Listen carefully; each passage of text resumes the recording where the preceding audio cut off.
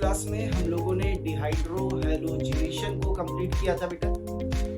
थोड़ा सा उसी को आगे बढ़ाते हैं और बात करते हैं अगली हेडिंग की, जिसका नाम है डीहैलोजिनेशन ऑफ एल्किल हैलाइड्स।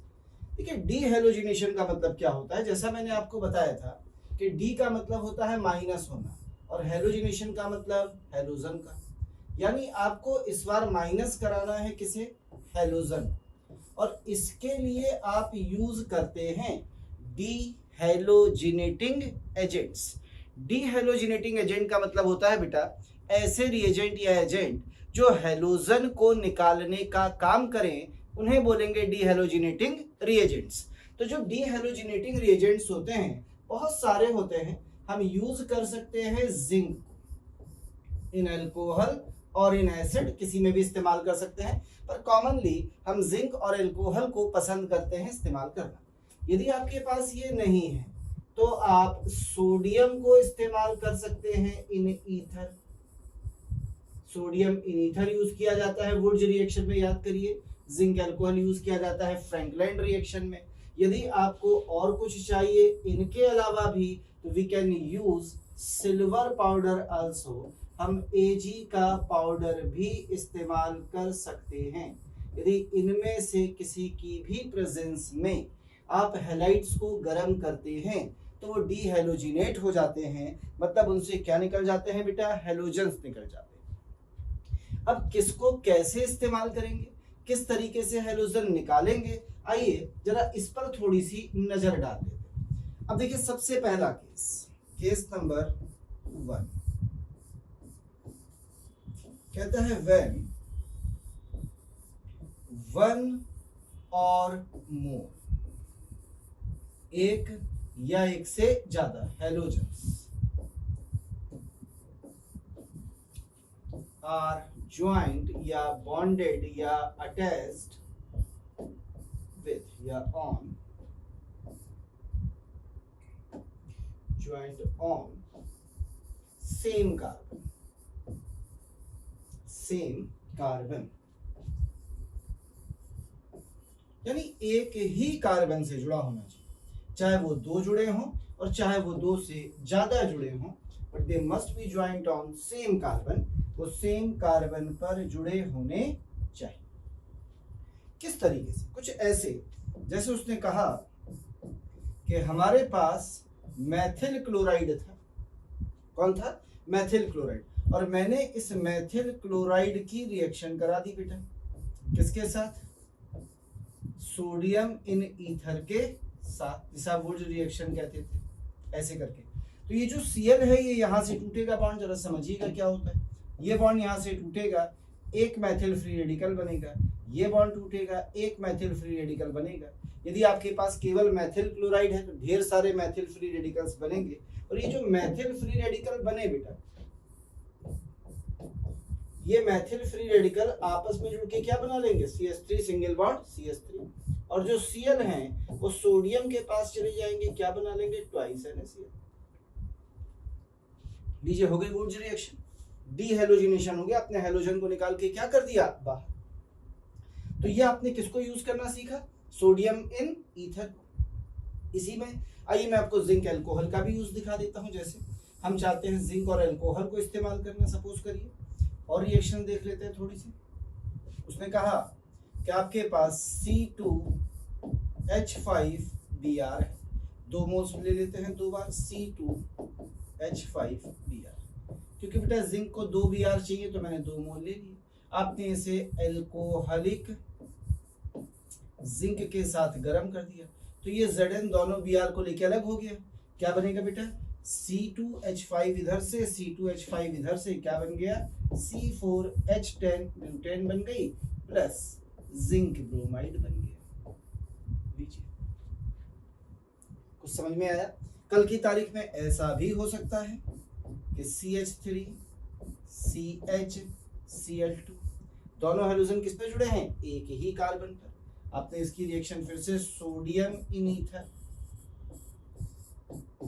या जिंक अल्कोहल से कराई, तो ये सोडियम यहां से Cl को निकाल देगा। पर जब ये Cl को निकालेगा तो जरा ध्यान दीजिएगा, इस CH के पास 2 इलेक्ट्रॉन्स बच जाएंगे। सही है ना, 2 बॉन्ड छूट गए बेटा। अब ये 2 इलेक्ट्रॉन करेंगे क्या भाई, एक ही कार्बन के 2 इलेक्ट्रॉन हैं, बॉन्ड तो बना नहीं सकते क्योंकि बॉन्ड तो 2 एटम्स के बीच बनता है। तो फिर से वही काम करना पड़ेगा कि हम इसे कितनी बार ले, 2 बार, यानी एक बार हम इसे फिर से लिख देंगे इसी साइड में। लीजिए, अब इसके पास भी 2 इलेक्ट्रॉन्स होंगे। अब ये इलेक्ट्रॉन आमने सामने आएंगे तो बॉन्ड बॉन्ड खेलेंगे और अब आपको प्रोडक्ट मिल जाएगा क्या, 2 ब्यूटीन। शर्त यह है कि एक ही कार्बन से जुड़े होने चाहिए, ये याद रखिए।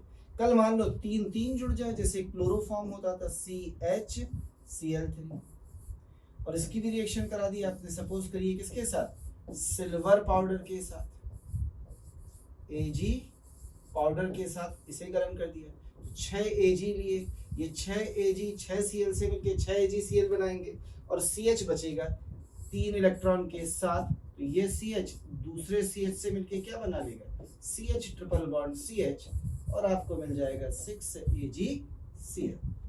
देख लीजिए भाई, आपके सामने रिएक्शन बनी हुई है जो अभी अभी आपने देखी।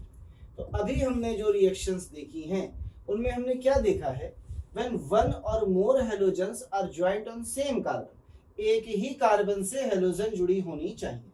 यदि सेम कार्बन से हेलोजन जुड़ी हुई हैं तो इस तरीके से आप डी हेलोजिनेशन करा के एल्केन, एल्कीन, एल्काइंस कुछ भी बना सकते हैं। फिर याद दिला दूं, हमारी शर्त यह है कि सारे के सारे किससे जुड़े होने चाहिए, एक ही कार्बन से। और इस डी हेलोजिनेशन को कराने के लिए जिंक अल्कोहल का इस्तेमाल कैसे किया, सोडियम ईथर कैसे किया, सिल्वर पाउडर कैसे किया, सारी रिएक्शन मैंने आपको लिख के दिखाई। इसे वुड्स रिएक्शन कहते थे, इसे फ्रैंकलैंड रिएक्शन कहते थे, इनके नाम दिए जाते थे, याद हो। तो सिंपल सी रिएक्शन होती है, इन्हें कहते हैं डी हेलोजिनेशन। ये डी हेलोजिनेशन कब कराया है, याद रखिएगा, जब हेलोजन चाहे 1 हो, चाहे 2 हो, चाहे 3 हो, वो एक ही कार्बन से जुड़ी होती हैं, तब ये रिएक्शंस आपने करके दिखाई हैं इस तरीके से। अब सवाल है, सर यदि हेलोजन्स 2 हो या 2 से ज्यादा हो और अलग अलग कार्बन से जुड़ी हो तो क्या होता है, आइए जरा उसको भी थोड़ा सा सीख लिया जाए भाई। इसमें कहीं कोई डाउट हो, पहले तो इतना बता दीजिए कि कोई चीज जो आपको समझ में ना आई। क्लियर है? चलिए थोड़ा सा आगे बढ़ जाते हैं अगली रिएक्शन की तरफ। और अगली रिएक्शन में हमें क्या देखना है बेटा, हमें ये देखना है कि यदि हमारे हेलोजन्स 2 या 2 से ज्यादा अलग अलग कार्बन से जुड़ते हैं तो हम कैसे कराते हैं डी हेलोजिनेशन। दूसरी कंडीशन पे आ जाते हैं। दूसरी कंडीशन क्या है बेटा, दूसरी कंडीशन है वह 2 और मोर हेलोजन्स, 2 या 2 से ज्यादा, ज्वाइंट ऑन डिफरेंट कार्बन्स, किस पे जुड़े हों, अलग अलग कार्बन से, यानी एक ही कार्बन पर ना जुड़े हों, तो ऐसी कंडीशन में हम किस तरह से डी हेलोजिनेशन कराते हैं। तो आइए सबसे पहले मैं आपको मिलाता हूं जब 2 जुड़े होते हैं, जिन्हें हम कहते हैं क्या, डाई हैलाइड्स। डाई हैलाइड्स, तो डाई हैलाइड कई तरीके के होते हैं, ठीक। एक विस डाई हैलाइड जब अड़ोस पड़ोस में जुड़े हों, जेम डाई हैलाइड जब एक ही कार्बन पे जुड़े हों, आइसोलेटेड डाई हैलाइड जब बिल्कुल ही अलग अलग जुड़े हों। तो कौन कौन से होते हैं, पहला जिसे हम बोलते हैं विस डाई हैलाइड, सबसे पहले क्या है विस। दूसरे नंबर पर जिसे हम कहते हैं जेम डाई हैलाइड, और तीसरे नंबर पर जिसे हम कहते हैं आइसोलेटेड, आइसोलेट यानी एक दूसरे से कोई मतलब ना, आइसोलेटेड। तीनों में समझिए कि क्या फर्क है तीनों का। विस का मतलब होता है जब 2 सेम हेलोजन अड़ोस पड़ोस वाले डिफरेंट कार्बन्स पर जुड़े, अड़ोस पड़ोस में मतलब अलग अलग कार्बन से। जेमिनल का मतलब होता है जब 2 सेम हेलोजन एक ही कार्बन से जुड़े हों। लीजिए, अब एक कार्बन से जुड़े वाले तो हम पीछे पढ़ चुके हैं, यानी इसके बारे में अब हमें नहीं पढ़ना है, हमें किसके बारे में पढ़ना है, विस के बारे में। इधर आ जाए भैया, आइसोलेटेड की जरा बात कर लीजिए। आइसोलेटेड वो होते हैं जो ना विस हो ना जेम। आइसोलेटेड के लिए कम से कम कार्बन 3 होने चाहिए, मैंने ज्यादा बना दिया।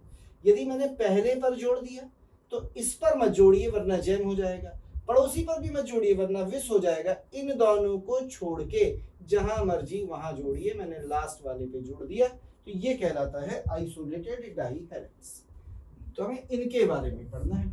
इसके बारे में हम ऑलरेडी पढ़ चुके हैं कि जब एक ही कार्बन पे जुड़े होंगे तो डीहैलोजिनेशन अभी मैंने आपको करके दिखाया था। अब यहाँ पे आ जाते हैं भैया विस वाले पे। विस वाले में एक रिस्ट्रिक्शन है छोटा सा, और रिस्ट्रिक्शन ये है कि जब भी हम कभी डाईहैलाइड्स में विस बनाते हैं तो याद रखिएगा कि विस में अड़ोस पड़ोस के कार्बन पर कभी भी आई नहीं होने चाहिए, क्योंकि इन आई का साइज बहुत बड़ा होता है और ये ऐसे करके आयोडीन निकाल देते हैं और कन्वर्ट हो जाते हैं डायरेक्ट एल्कीन में।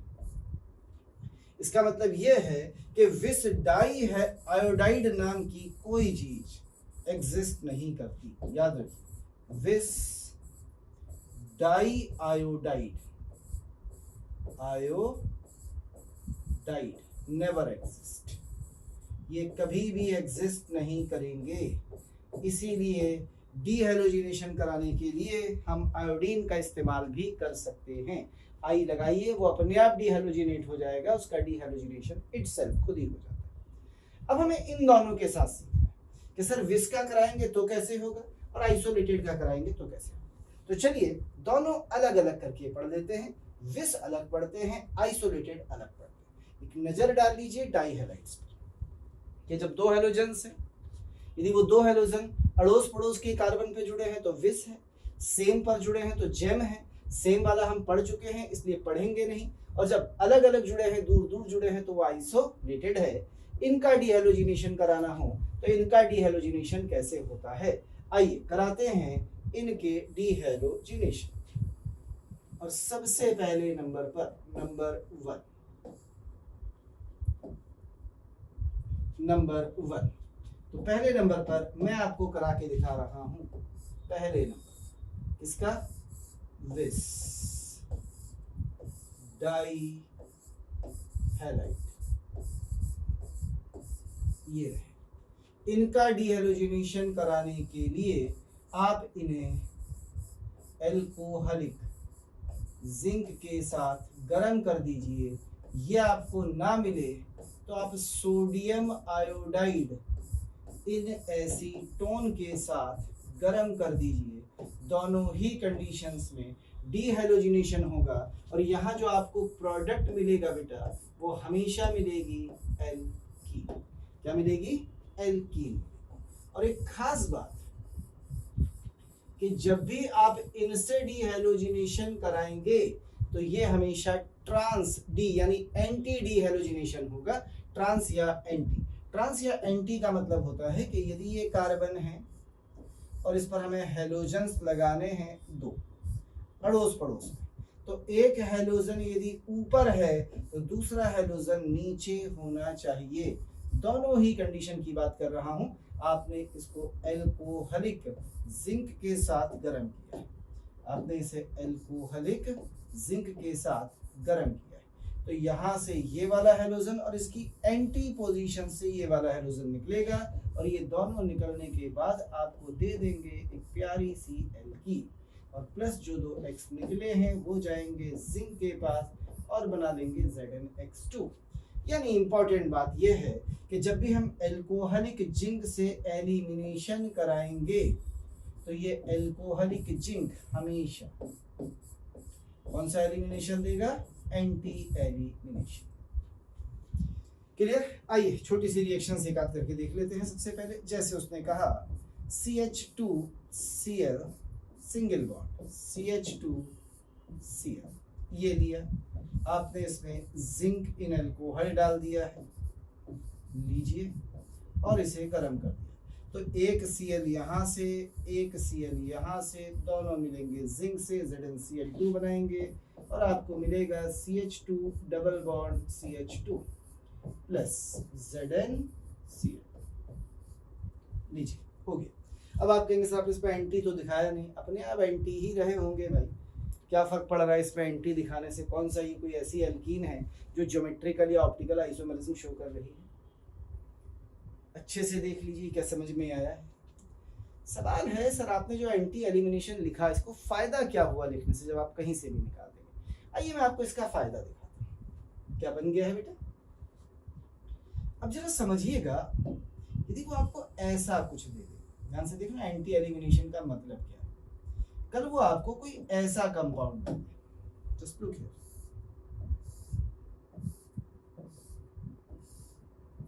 ये कह रहा है कि उसने यहाँ पे एक Br जोड़ रखा है, ध्यान से देखिएगा, ठीक है, और यहाँ पे एक CH3 जोड़ रखा है। क्या जोड़ रखा है बेटा यहाँ पे? एक CH3, ठीक, और यहाँ पे एक और Br जोड़ रखा है, और यहाँ पे भी एक Br जोड़ रखा है। अब कह रहा है कि इसकी रिएक्शन कराई उसने, जिंक इन एल्कोहल के साथ, बताइए क्या प्रोडक्ट बनेगा। तो पहली बात, यदि मैं आपको दिखाऊं तो ये दोनों Br देखिए, ये तो सेम साइड में जुड़े हैं हमारी साइड में, तो यदि मैं इसको निकालूंगा तो ये नहीं निकल सकता, लेकिन इन दोनों को देखिए, एक ये वाला Br और एक ये वाला Br, क्या ये एंटी पोजीशन पर है? बिल्कुल एंटी पोजीशन पर है। तो जब आप जिंक एल्कोहल के साथ रिएक्शन कराएंगे तो याद रखिए ऊपर वाला जो CH3 था उस पर कोई फर्क नहीं पड़ेगा, ऊपर वाला जो Br था उस पर कोई फर्क नहीं पड़ेगा, पर ये दो Br निकल जाएंगे, यानी यहाँ पे आ जाएगा डबल बॉन्ड। लीजिए this one is the reaction, तो यहाँ पे आएगा बेटा कौन सा बॉन्ड? Double bond. यानी यहाँ पे डबल बॉन्ड लगाने की कोशिश नहीं करेंगे, भले ही यहाँ से ज्यादा स्टेबल एल्कीन मिलती, पर हम डबल बॉन्ड यहीं लगाएंगे, क्योंकि कैसी रिएक्शन होती है हमेशा? Anti elimination. हमें हमेशा एंटी पोजीशन से निकालना है दूसरा वाला हैलोजन। हमेशा याद रखिए कि जब एंटी एलिमिनेशन होगा तो आप ढूंढेंगे कि किस पोजीशन से हैलोजन निकालना है। तो विस डाई हैलाइड में जब भी देखो, अब आपके साथ 3 हैलोजन है, पर निकाल तो हम 2 ही रहे ना, विस पड़ोस पड़ोस वाले से। तो ऐसी कंडीशन में हमेशा याद रखिए जो हैलोजन्स एक दूसरे के साथ एंटी यानी अपोजिट पोजीशन पर हैं, हमेशा उन्हीं हैलोजन को निकालेंगे, बाकी हैलोजन्स को निकालने की कोशिश नहीं करेंगे। क्या इतनी बात समझ में आई है बेटा? इसके लिए एक अच्छी सी ट्रिक है, थोड़ी देर में मैं आपको पढ़ाता हूं, और उससे पहले मैं चाहता हूं कि एक बार आइसोलेटेड डाई हैलाइड का भी डीहैलोजिनेशन देख लिया जाए, फिर हम आगे बढ़ेंगे। चलिए, उम्मीद है हो गया होगा, आगे बढ़ते हैं। इसमें समझ में आ गया बेटा Br कौन से निकाले हैं जो एक दूसरे के रेस्पेक्ट में किस पोजीशन पर हैं? एंटी पोजीशन पर हैं। उन 2 Br को मैंने निकाल के बाहर किया। चलिए अगले केस पे चलते हैं, केस नंबर 2 जो हमने देखा। तो केस नंबर 2 पे आ जाइए, केस नंबर 2। यदि आपके पास कोई आइसोलेटेड डाइहैलाइड और आप आइसोलेटेड डाइहैलाइड की रिएक्शन करा देते हैं, चाहे सोडियम इन ईथर से और चाहे जिंक इन एल्कोहल के साथ, तो हमेशा याद रखिए यहाँ आपको मिलते हैं साइक्लिक कंपाउंड्स, चाहे वो साइक्लिक एल्केन हो या कुछ और। लीजिए, और ZnX2 निकाल ही देंगे। आइए समझते हैं ये रिएक्शन कैसे। आसान सी रिएक्शन है, बहुत ज्यादा झंझट इसमें भी नहीं। जैसे उसने बोला CH2 CH2 CH2 CH2, एक Br यहाँ लगा दिया था, एक Br यहाँ लगा दिया, क्लियर। और उसने बोला किसकी रिएक्शन करा दी गई, किसके साथ? जिंक इन एल्कोहल के साथ गर्म किया। तो यहाँ से एक Br निकलेगा, यहाँ से एक Br निकलेगा, जिंक के साथ मिलके क्या बना लेगा? ZnBr। अब जो बॉन्ड फ्री हो रहे हैं वो पहले और आखिरी कार्बन के हो रहे हैं, यानी जो बीच वाले 2 CH2 हैं बीच वाले, वो तो ये रहे, ये दो। अब एक तो CH2 ये रहा जिसका एक बॉन्ड फ्री हुआ, और एक CH2 बेटा लास्ट वाला ये रहा जिसका एक बॉन्ड फ्री हुआ। सही है, तो इनके ये जो दो बॉन्ड फ्री हुए हैं, एक ये वाला बॉन्ड और एक ये वाला बॉन्ड, ये आपस में जुड़ जाएंगे और क्या बना देंगे, साइक्लोब्यूटेन प्लस क्या बन जाएगा, ZnBr2। क्लियर है बेटा बात? और एग्जांपल देख लें, जैसे उसने बोला कि एक Br यहाँ है, एक Br यहाँ है, अड़ोस पड़ोस में तो है नहीं भैया, आइसोलेटेड है, देख ले 1 और 3 पोजीशन पर। कहता है जिंक के साथ इसे भी गर्म किया, या आप सोडियम भी ले सकते हैं, तो यहाँ से एक Br निकला, यहाँ से एक Br निकला, तो एक वैलेंसी ये फ्री, एक ये, बस यही वैलेंसी आपस में जुड़ जाएंगे। तो जहां से आपने Br निकाले हैं बेटा, एक यहाँ से और एक यहाँ से, इन्हें आपस में जोड़ दीजिए, क्या बन गया, बाईसाइक्लिक कंपाउंड या बाईसाइक्लो एल्केन, प्लस क्या बन गया, ZnBr।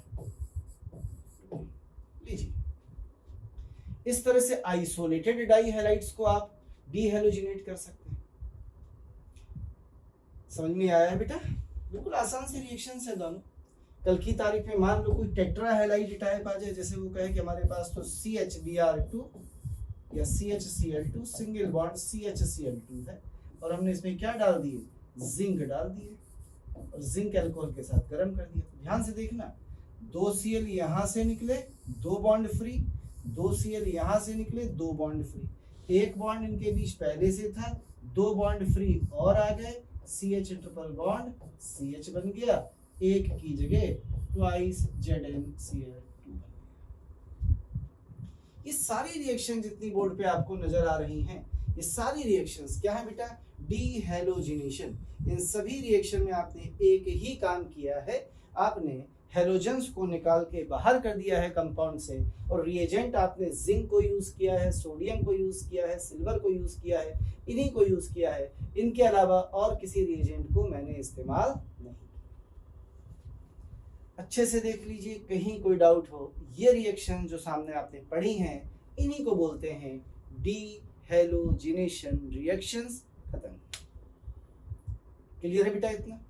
अब इन डीहेलोजिनेशन के बारे में मैं आपको एक खास बात बताना चाहता हूँ। वो खास बात क्या है कि जब हम इनका एंटी एलिमिनेशन कराते हैं तो रिएक्शंस में प्रोडक्ट बनाने के तरीके थोड़ी से डिफिकल्ट रिएक्शन देखने में लगेंगी, पर करने में हमेशा बड़ी आसान से। तो मैं आपको सिखाने जा रहा हूँ एक बेहतरीन सी TRI वाली ट्रिक। किसके लिए? For anti and syn addition and elimination, ये सिखाने जा रहा हूं। तो सबसे पहले हम बात करेंगे एंटी के बारे में। किसके बारे में बात करेंगे बच्चा? एंटी, इसके बारे में। एंटी हमेशा ये देखिए आपको दिया क्या है, एंटी। एंटी मतलब अपोजिट कर देना। हमेशा याद रखिए, जहां वर्ड एंटी आएगा वहां आप अपोजिट करेंगे। क्या अपोजिट करेंगे ये मैं आपको सिखाता हूं। तो पहले हम बात कर लेते हैं एंटी एडिशन। दोनों चीजें देख लें। पहले हम बात कर लेते हैं एंटी एडिशन, सिन एडिशन से भी मिलेंगे। पहले बात कर लेते हैं एंटी एडिशन। तो देखिए आपको करना क्या होता है एंटी एडिशन।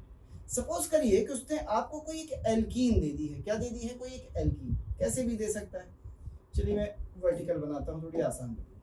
जैसे उसने आपको एल्कीन दे दी है CH3 H C double bond H CH, और कह रहा है कि इस पे एक एंटी एडिशन कराना है। उम्मीद आप भूले नहीं होंगे, ब्रोमीन का एडिशन CCl4 की प्रेजेंस। वैसे तो हमें पता है कि ये C है, ये एंटी एडिशन है, तो रेसिमिक मिक्सचर बनेगा कार। पर यदि हमें बनाना पड़े तो जरा सीखिए कि हम बनाएंगे कैसे। ध्यान से सुनिए। पहले ये बताइए क्या एंटी है आपकी रिएक्शन? जी सर। यदि एंटी है तो जो ग्रुप देखिए वो सेम साइड है कि अपोजिट साइड? किन्हीं को देख लीजिए, हाइड्रोजन से देख लीजिए, सेम। तो पहला काम आपको क्या करना है, क्योंकि आपका एंटी है, ए फॉर एंटी, तो पहला काम आपको क्या करना है कि इन्हें एंटी पोजीशन पर सेट कर देना। यानी आप क्या करिए, एक ट्रांसफॉर्म करिए। क्या फॉर्म करिए? ट्रांस। जैसे कैसे करेंगे जरा देखो ध्यान से। ट्रांस बनाने के लिए ये रहा हाइड्रोजन, ये रहा कार्बन, ये रहा कार्बन और ये रहा हाइड्रोजन, ये रहे 4 बॉन्ड्स ऐसे करके।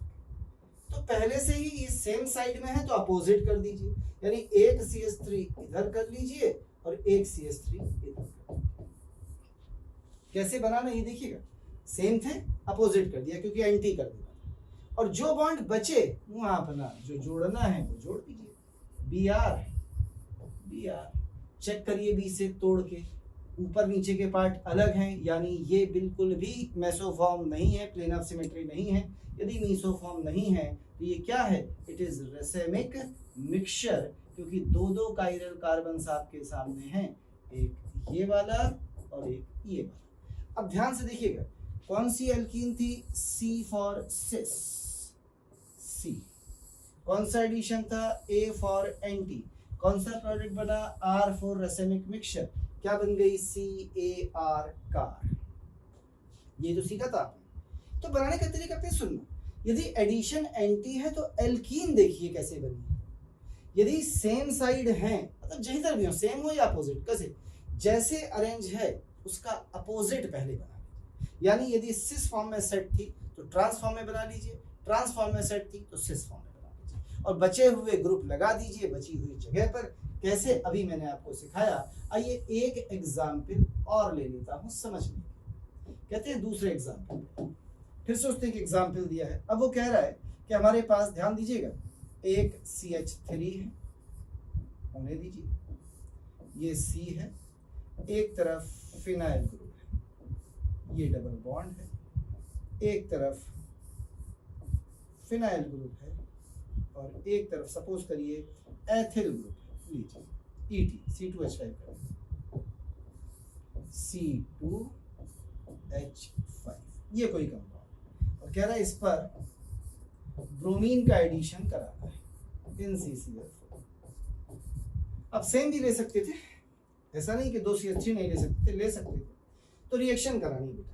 आप ये बताइए कि आपको कैसा दिख रहा है? ये सेम ग्रुप है, सेम वालों को देखिए बस। ये सेम साइड है कि अपोजिट साइड? Opposite side.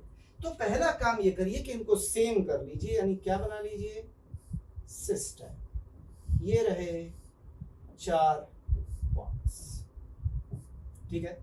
मैंने ऊपर लगा दिया है CH3, ये रहा, नीचे लगा दिया है C2H5, ये रहा, जो अलग अलग।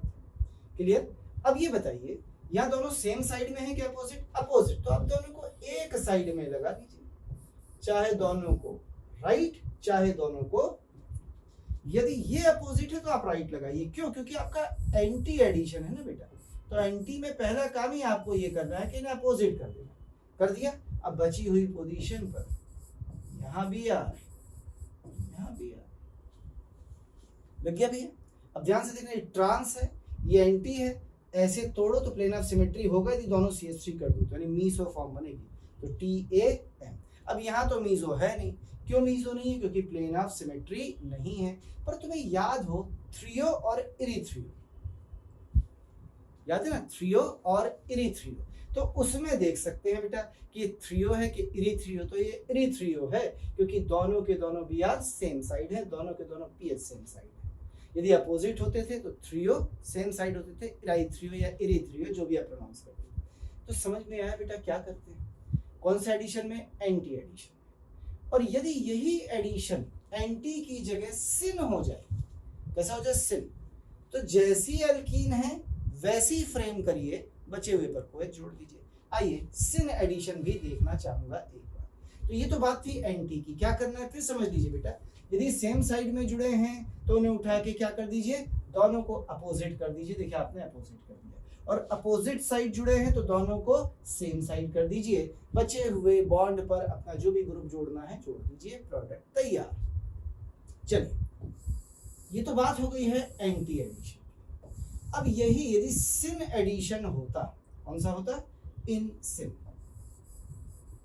यदि यही सिन एडिशन होगा तो याद रखिए एस से सिन, एस से सेम, यानी सेम साइड रखना है, बट सेम साइड। जैसे फॉर एग्जांपल उसने आपसे क्वेश्चन दिया CH3H, ध्यान दीजिएगा, C डबल बॉन्ड CH3H, और सिस या सिन एडिशन कराया, किससे करा दे, बेयर्स रिएजेंट से, यानी हमने रिएक्शन करा दी डाइल्यूट एल्कलाइन KMnO4 सॉल्यूशन से। कैसा एडिशन होता था, याद है ना, सिन एडिशन। एंटी नहीं था बेटा, सिन था। तो सिन का मतलब सेम, सेम का मतलब जैसे हैं। ये दोनों CH3 सेम साइड है क्या, अपोजिट, अपोजिट, तो जैसे हैं वैसे ही लगाइएगा। ये लीजिए, ये रहे 4 बॉन्ड्स, मैंने H लगा दिए हैं ऊपर। अब देखिए दोनों अपोजिट है CH3, तो एक CH3 यदि मैंने इधर लगाया तो दूसरा आप इधर ही लगाएंगे। अच्छा, तुम्हारे दिमाग में एक सवाल आ रहा होगा, सर हम क्या ऐसा कर सकते हैं CH3 ऊपर नीचे कर दे और H को ऐसे कर दे? हाँ, H के साथ भी खेल सकते हैं, H के साथ भी कर सकते हैं, आपकी मर्जी है। 2 बॉन्ड बचे हैं, क्या कराता था, हाइड्रोक्सिलेशन, एक OH यहाँ, एक OH यहाँ। ये रहा आपका प्रोडक्ट, देख लो भैया, कहीं कोई डाउट हो बता दीजिए। तो क्या बना है, रेसेमिक मिक्सचर। कैसे पता, कैसी एडिशन है, कैसी एल्कीन, T। कैसा एडिशन है, सिन एडिशन या सिस एडिशन। कैसा, सिस, याद है, सिस या सिन। एल्कीन ट्रांस अपोजिट एडिशन, जैसी एल्कीन अपोजिट एडिशन, जैसी एल्कीन अपोजिट एडिशन, जोर लगा के, आर यानी रेसेमिक मिक्सचर, याद है जोर।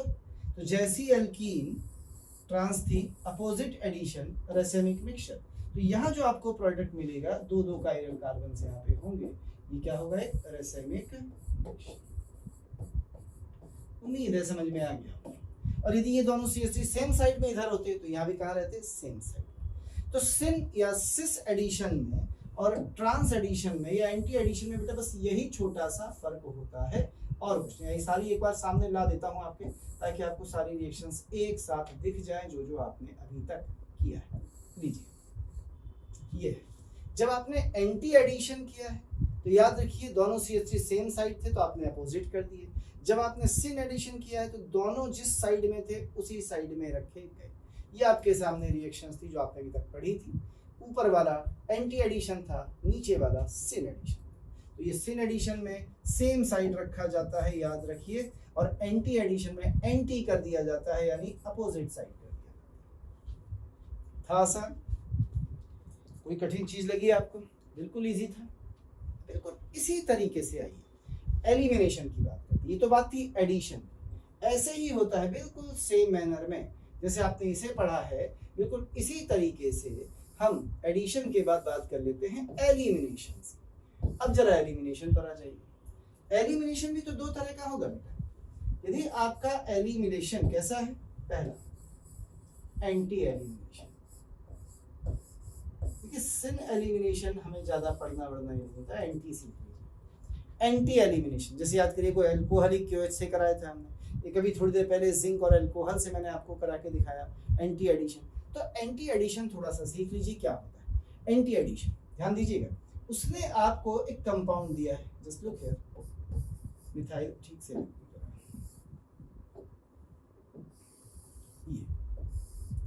ध्यान से देखना, एक Br ये रहा, एक Br ये रहा, एक H ये रहा, एक CH3 ये रहा, एक CH3 ये रहा, और एक H ये रहा।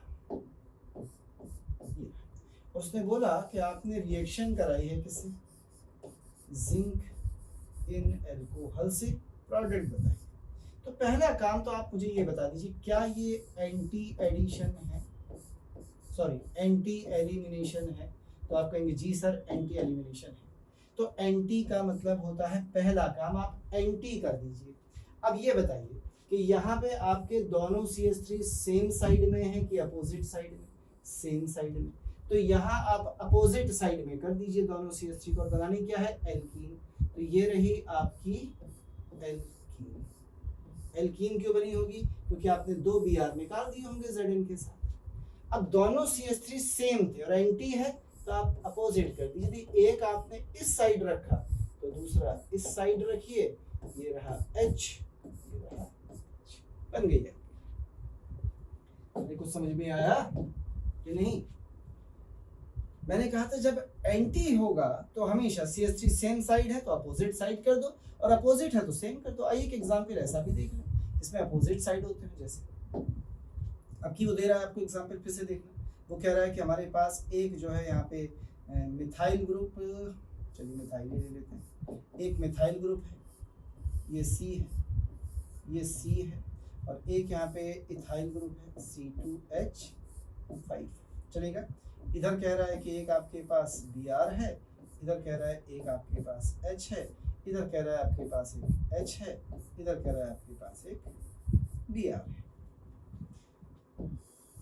रिएक्शन करानी है किससे? जिंक इन एल्कोहल से। आपको पता है एंटी एडिशन रिएक्शन है, एल्कीन बननी, तो हमेशा पहला काम आप अपनी एल्कीन तैयार कर लीजिए। ये रही आपकी एल्कीन, ठीक है ना? अब बता भाई H या Br किसी को देखो, जो बचाने उनको देखो। ये H दोनों सेम साइड में है कि अपोजिट साइड में? सर अपोजिट साइड में। यदि ये अपोजिट साइड में है तो तुम दोनों H किधर लगा दो? सेम साइड में लगा दिए। बचा कौन? एक तरफ CH3 और एक तरफ C2H5। ये रहा आपका प्रोडक्ट। उम्मीद है समझ में आया होगा बेटा। यदि यही सिन एलिमिनेशन होता है तो सिन में क्या करते हैं? यदि दोनों अपोजिट हैं तो अपोजिट ही रखे रहने देते हैं। पर सिन एलिमिनेशन हमारे पास नहीं, ना हमारे सिलेबस में, ना हमारे कोर्स में, इसलिए अपन सिन एलिमिनेशन की बात ही नहीं कर रहे, अपन बात ही कर रहे हैं एंटी एलिमिनेशन। उम्मीद है आपको समझ में आ गया होगा कैसे करते हैं। तो ये थे सिन एंड एंटी एलिमिनेशन। हमेशा याद रखिए, एंटी में जैसा होता है उसका रिवर्स बनाते हैं, सिन में जैसा होता है वैसे ही फ्रेम कर लेते हैं। बस इतना सा सीखना था, बाकी बिल्कुल आसान सा काम है। ये रिएक्शन जो अभी तक आपने पढ़ी, इन्हें बोलते हैं डी हैलोजिनेशन रिएक्शंस। ये हमारी खत्म हो गई हैं। आइए अगली एलिमिनेशन रिएक्शन पे चल रहे हैं। एक लास्ट एलिमिनेशन रिएक्शन आप पढ़ने जा रहे हैं जिसका नाम है डी कार्बोक्सिलेशन। क्या नाम है बेटा? D carboxylation. That is your reaction. What is D carboxylation?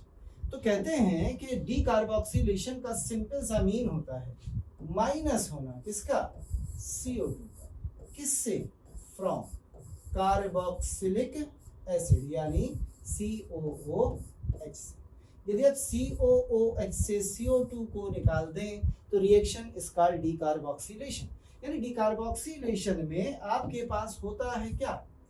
या तो COOH ये, या होता है COO- यानी कार्बोक्सिलिक एसिड का साल्ट, और इसे आप गर्म कर देते हैं एज रिक्वायर्ड कंडीशन। तो ये दोनों ही क्या करते हैं? चाहे साल्ट हो चाहे एसिड हो, ये CO2 को निकाल देते हैं। तो ये रिएक्शन कहलाती है D carboxylation.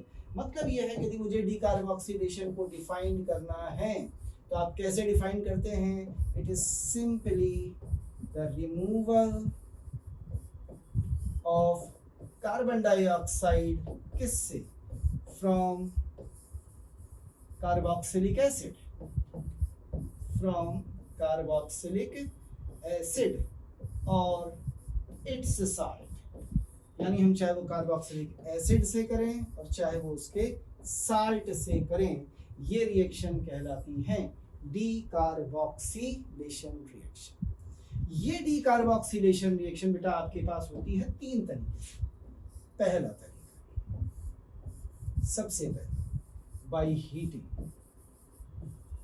Bye heating carboxylic acid, carboxylic acid और इट्स सॉल्ट। यानी हम सीधे सीधे कार्बोक्सिलिक एसिड या उसके साल्ट को लेते हैं और उसे उठाकर गर्म कर देते हैं, और टेम्परेचर जनरली रखा जाता है 200 degree Celsius up to 200 degree Celsius. पहला तरीका नंबर 2, सुना होगा आपने, ये रिएक्शन पढ़ी होगी, बड़ी फेमस रिएक्शन है, कोलबेज इलेक्ट्रोलिसिस या इलेक्ट्रोलिटिक मेथड। एक फ्री रेडिकल रिएक्शन होती थी, सुना है कि नहीं, दिस कोलबेज इलेक्ट्रोलिटिक मेथड।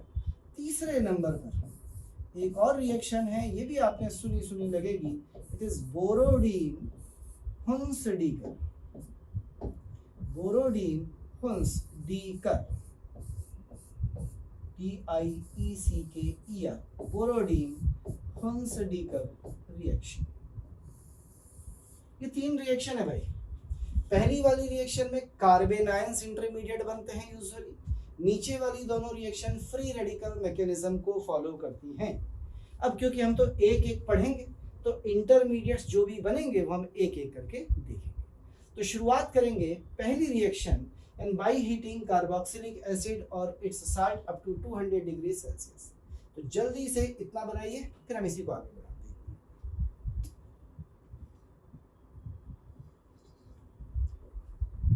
बता दूं,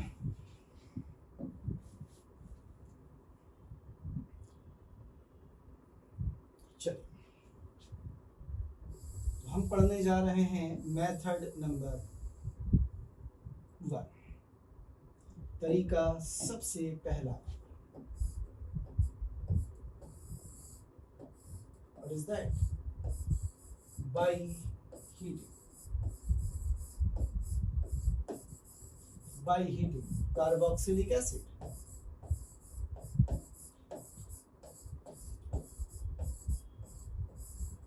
or its salt.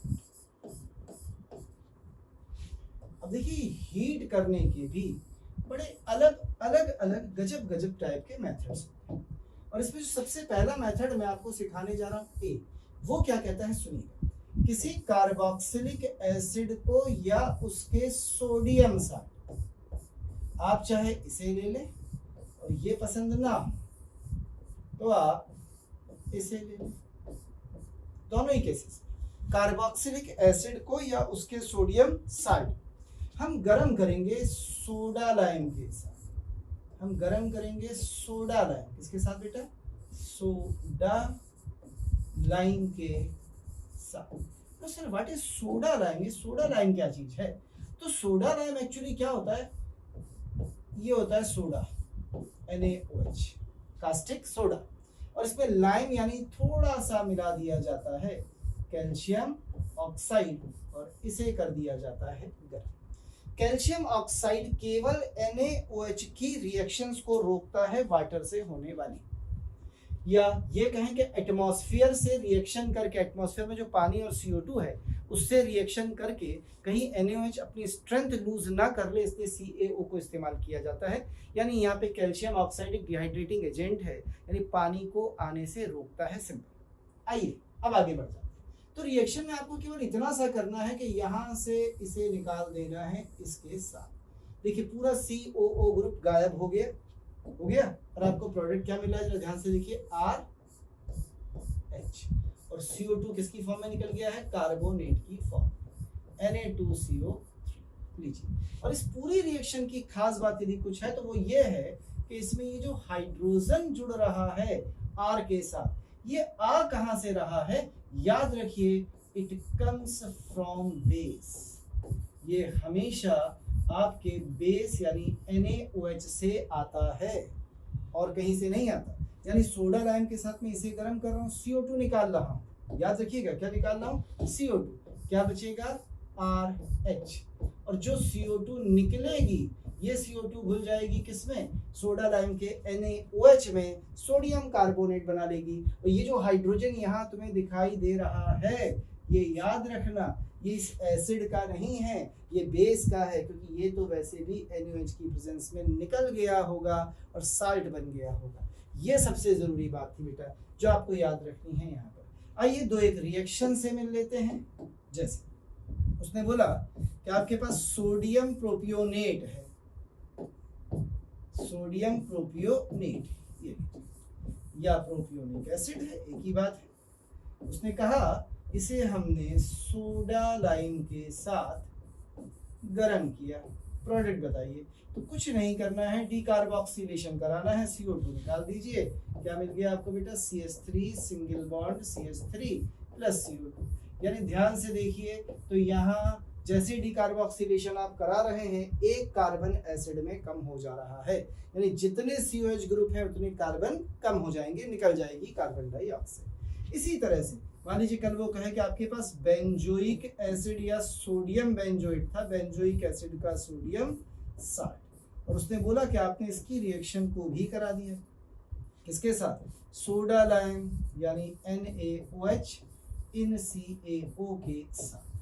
वही रिएक्शन देखो, सोडियम कार्बोनेट बना दीजिए, बन गया, और H जुड़ जाएगा रिंग पर, तो आपको मिल जाएगी बेंजीन। ये रहा H प्लस, क्या बन गया? Sodium carbonate. लीजिए, यह है सिंपल सी डीकार्बोक्सिलेशन रिएक्शन। जबकि आपने किसे हीट किया है बेटा? कार्बोक्सिलिक एसिड या उसके साल्ट को गर्म किया है, सिंपल सा। देख लीजिए कहीं कोई डाउट लग रहा हो इतने में।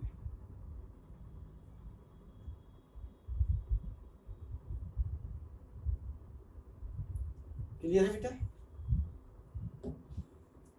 चलिए एक आध दो रिएक्शंस और देख लीजिए। कल मान लीजिए वो आपसे कह दे कि हमने तो कोई दूसरा एसिड लिया, जैसे उसने कहा कि यदि आप मेलोनिक एसिड ले ले, याद है ना ओम्स गैप वाला, ये रहा मेलोनिक एसिड, और इसे सोडा लाइम की प्रेजेंस में गर्म करें। सोडा लाइम होना बहुत जरूरी है यहाँ, सोडा लाइम की प्रेजेंस में गर्म करें। तो देखिए एक CO2 तो यहाँ से निकली और एक CO2 यहाँ से निकली, बन गया मेथेन प्लस ट्वाइस CO2, हो गया डीकार्बोक्सिलेशन। हमेशा याद रखिए जितने COH होंगे उतने कार्बन कम हो जाएंगे। जैसे कल की तारीख में यदि मैं एडिपिक एसिड ले लूं, देखना बड़ा सा एसिड, ये रहा, ये रहा, और कहे कि इसे सोडा लाइम के साथ गर्म किया, किसके साथ? सोडा लाइम के साथ, सोडा लाइम के साथ गर्म किया।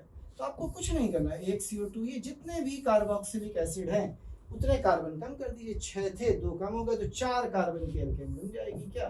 CH3 CH2 CH2 CH3 और प्लस निकल गई होगी 2 कार्बन डाइऑक्साइड। लीजिए ये सारी की सारी डीकार्बोक्सिलेशन रिएक्शन आपके सामने, ये रही आपकी स्क्रीन पर।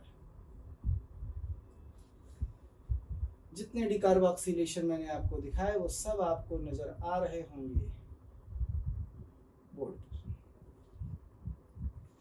लीजिए केवल एक काम किया, जब भी आप सोडा लाइम के साथ गर्म करेंगे तो जितने भी COOH ग्रुप होंगे वो सारे गायब हो जाएंगे। अब कभी आपके मन में ऐसा मान लीजिए 2 थे, हम एक गायब करना चाहें तो क्या करेंगे, वो भी सीखेंगे। अभी तो पहले आप सारे गायब करना सीख रहे हैं।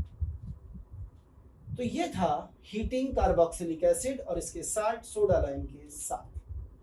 कोई डाउट है इतने में? कोई डाउट नहीं है? आगे बढ़ जाए बेटा। चलिए तो आगे बढ़ा जाए, थोड़ा सा इसी रिएक्शन को और आगे बढ़ाना चाहूँगा क्योंकि अभी इसमें बहुत कुछ है हमारे लिए। सबसे पहले तो हम इसकी मैकेनिज्म पे आएंगे, उसके बाद और भी कुछ रिएक्शन जहां हम सोडा लाइम को इस्तेमाल किए बगैर भी अपनी रिएक्शन को करा पाएंगे।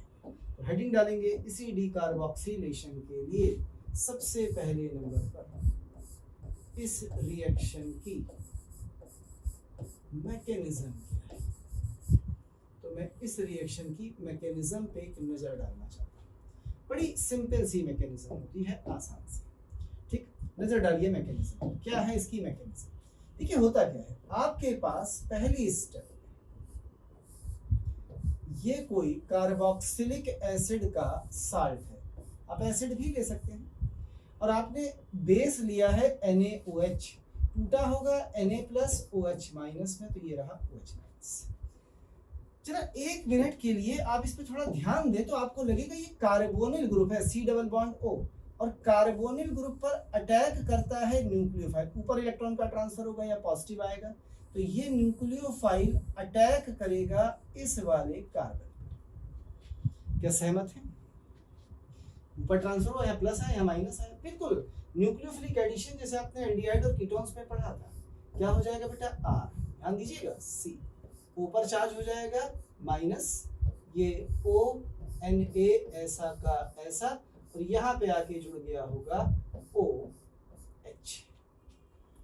अब इस कार्बन से इतने सारी O जुड़ी हुई हैं और एक O पर केवल माइनस चार्ज नजर आ रहा है, तो वो O अपने माइनस को खत्म करने की कोशिश करेगी। तो कोशिश करने के लिए वो O अपने चार्ज को क्या करेगी? वापस लाएगी कि हमारा माइनस खत्म करो भाई, किसी पे माइनस नहीं है, हम पे क्यों माइनस है। और जैसे ही यहाँ लाएगी कार्बन के 5 बॉन्ड हो जाएंगे। अब कार्बन को एक बॉन्ड तोड़ना पड़ेगा।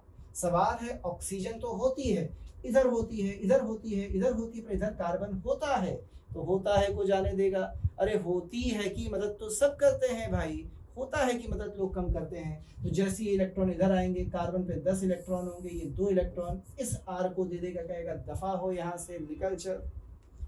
तो ये R यहाँ से निकल जाएगा भाई, निकल जाने दो R को। और जब ये R यहाँ से निकल जाएगा, then what you will get, ये आपको दे देगा R माइनस यानी 1 कार्बन आयन, और प्लस बेटा आपको क्या मिलेगा, इसको जोड़ के देखिए, तो ये NaHCO3 लिखा हुआ है, इट इज सोडियम बाइकार्बोनेट।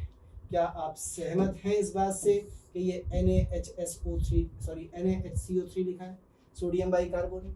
और आपको पता है बेटा कि सोडियम बाइकार्बोनेट में ये वाला जो हाइड्रोजन है, कौन सा वाला? ये वाला, ये एसिडिक हाइड्रोजन होता है। बोलो हाँ या ना, पता था।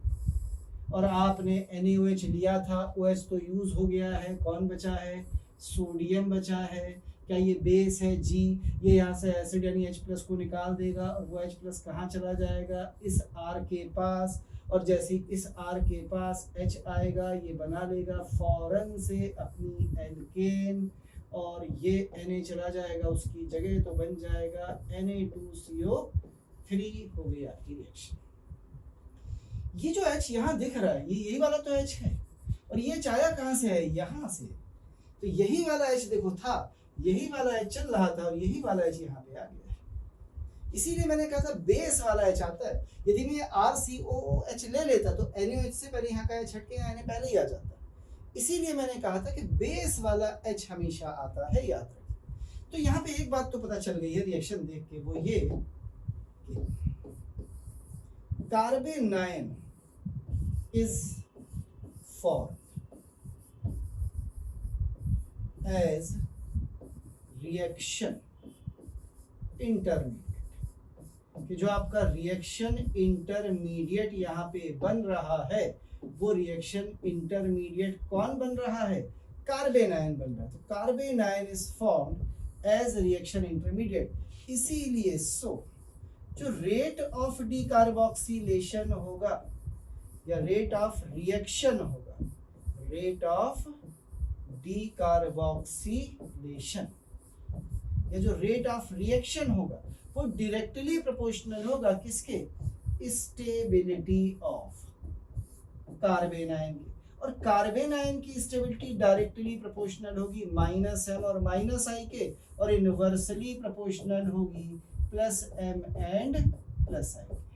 इसका मतलब ऐसे ग्रुप्स, हमेशा याद रखिए, ऐसे ग्रुप्स जिनका इफेक्ट -i या -m होगा, वो डिकार्बोक्सिलेशन के रेट को बढ़ाएंगे, और जिनका +m या +i होगा, वो रेट ऑफ डिकार्बोक्सिलेशन को घटाएंगे। इसका मतलब यदि एसिड में कोई ऐसा ग्रुप लगाते जिसका इफेक्ट -i या -m हो, तो वो रेट ऑफ डिकार्बोक्सिलेशन को बढ़ा देगा, और यदि हम ऐसा लगाते जिसका +m या +i हो, तो रेट ऑफ डिकार्बोक्सिलेशन को घटा देगा। तो ये मैकेनिज्म है बेटा। हमारे कोर्स में मैकेनिज्म उतनी इंपॉर्टेंट नहीं है यहाँ पर, जितना ये याद रखना इंपॉर्टेंट है कि ये हमारा रिएक्शन इंटरमीडिएट बनता है, और हाइड्रोजन जो आता है R के पास एल्केन बनाने के लिए, इट कम्स फ्रॉम बेस, ये बेस से आता है, बाकी कुछ इंपॉर्टेंट नहीं। उम्मीद है समझ में आ गई होगी बेटा। तो एक आध क्वेश्चन करके देख लिया जाए। चलिए एक आध क्वेश्चन कर डालते हैं इसी पे। वो कह रहा है कि कुछ एसिड्स दिए हैं उसने, कौन कौन से एसिड दिए हैं क्वेश्चन, कुछ एसिड दे रहा है। पहला CH3 CH2 COOH, दूसरा दे रहा है बेटा CH2 Cl CH2 COH, तीसरा दे रहा है बेटा CH Cl2 CH2 COOH, तीसरा दे रहा है बेटा Cl3 CH2 COOH। कह रहा है इन सभी का डिकार्बोक्सिलेशन कराया गया, बताइए order of rate of decarboxylation क्या है। तो देखिए बिल्कुल आसान सा सवाल है बच्चों वाला।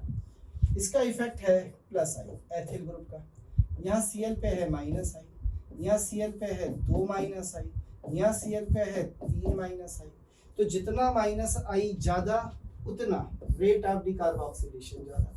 तो सबसे ज्यादा चौथा होगा, फिर तीसरा होगा, फिर दूसरा होगा, फिर पहला। उम्मीद है क्वेश्चन समझ में आया होगा आपको। बोल भाई, आना भी चाहिए क्योंकि अपनी मैकेनिज्म पे नजर डालिए।